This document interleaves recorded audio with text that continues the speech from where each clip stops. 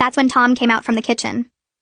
"Aunt Louise, the restaurant needs a final count for tomorrow. How many people?" My mother looked directly at me. 42. Everyone except Nicole. Tom looked shocked. "You're uninviting your own daughter?" Howard stepped forward then. "It's what's best for everyone. Nicole understands." But I didn't understand anything. "Mom, what's really going on? Did Rebecca say something to you? Did she threaten something?" Rebecca started crying harder. "See? She's attacking me again. This is exactly what I mean." She ran inside and my mother followed her immediately. Howard stood in the doorway. "You should go. You're upsetting them." Diane grabbed my arm. "Come to my car, now." We sat in her driveway and she pulled out her phone. "Your mother changed her will last week. Rebecca is now getting everything. The house, the savings, even your grandmother's jewelry." My grandmother had left specific pieces to me when she died. My mother had been holding them until I got married. "How do you know this?" I asked. "Because she asked me to witness it." I refused and told her she was making a mistake. That's when she said Rebecca had been diagnosed with something terminal. My blood went cold. "Terminal? What does she have?" Diane shrugged. She wouldn't say.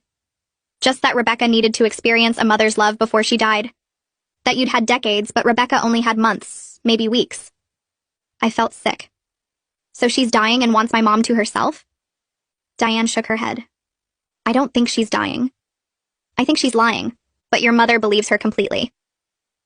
We drove to my cousin Lisa's house. She was a nurse at the hospital where Rebecca supposedly got treated. Pull her medical records. Requested Reads is on Spotify now. Check out link in the description or comments.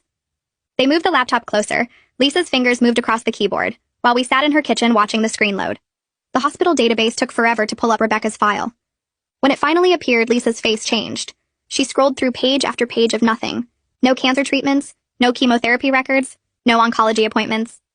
The only visits listed were from 2 years ago for a sprained wrist and last March for the flu.